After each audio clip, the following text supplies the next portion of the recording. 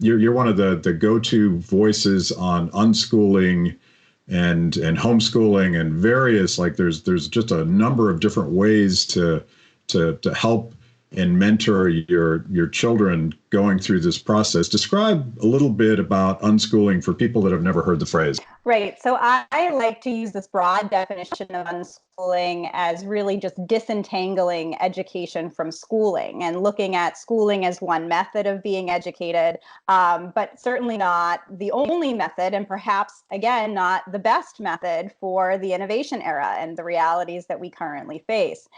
So that's primarily when I talk about unschooling, is really the separation from education and schooling. And fortunately, families are getting a bit of a glimpse of what that might look like, of course, under very difficult situations, lots of stress and anxiety in our homes. But nonetheless, this opportunity to really see how we could be educated, and in fact, how children could be highly educated outside of the standard classroom. The term unschooling was coined in 1977 by author and teacher John Holt, who became really one of the pioneers of the modern homeschooling movement. And his definition of unschooling at the time was taking children out of school. Of course, this was a time when in many states homeschooling was illegal, or in cases where it wasn't explicitly illegal, it was fuzzy in terms of what was the parent's right to take a child out of school.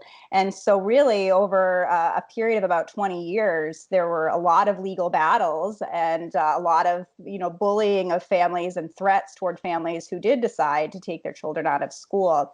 The term unschooling, I think, has evolved over the past few decades to really now mean more about self-directed education. So really separating what we would think of as homeschooling in a traditional sense of simply replicating school at home with a packaged curriculum and a parent, sort of directing daily activities, so that the only thing that's really changed is the location of the education. It really is still schooling. And unschooling takes that a step further and says, allow a young person's interests to guide their learning, allow that natural curiosity that all young children exude. I mean, you look at young children, they are voracious learners. They're always questioning. They're incredibly curious.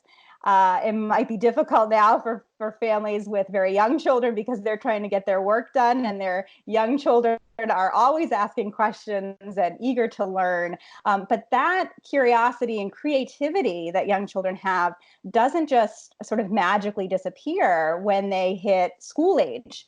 The professor Peter Gray at Boston College, who's a psychologist who writes the foreword to my Unschooled book, he says that our coercive system of schooling is what crushes that creativity, that curiosity, and those natural drives for learning. And so I think what we maybe get a chance to see now outside of schooling are ways to rekindle that curiosity in children, to encourage them to pursue their interests using the vast digital resources, many of which are free right now, to explore some new content, new ideas, and new experiences.